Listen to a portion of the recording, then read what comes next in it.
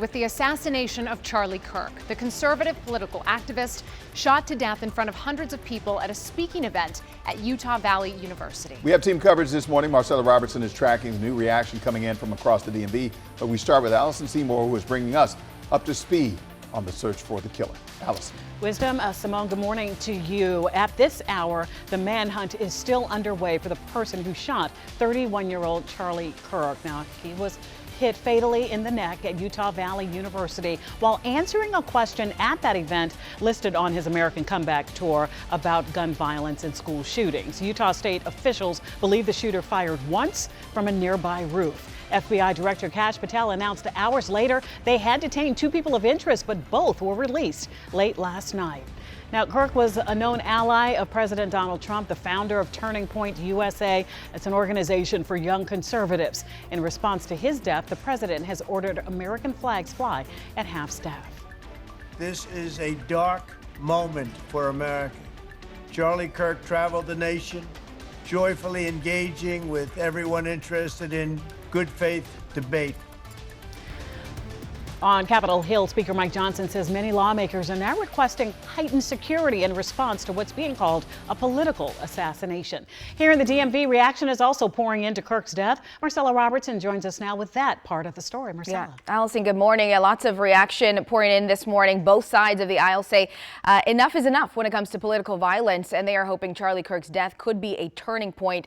You can see here a lot of reaction pouring in from both Republicans, Democrats from all across the DMV. So we'll get started with Maryland Governor Wes Moore.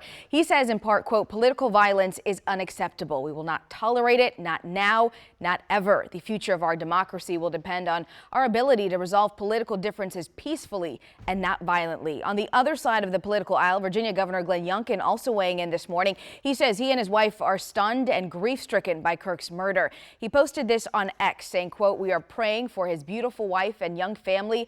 Their anguish can only be healed by the Lord. And newly elected Virginia Congressman James Walkinshaw also reacting just hours after being sworn in yesterday. The congressman saying that he is disgusted and horrified to see the news that Charlie Kirk had been shot in Utah, and adding, quote, political violence has no place in our nation and should be universally condemned. Now, Charlie Kirk's death also hitting home for many across Northern Virginia, especially in Leesburg at the Cornerstone Chapel. Kirk not only spoke there in 2021, but became a friend of Pastor Gary Hamrick. Speaking with Hamrick last night, he said Charlie's murder is deeply personal.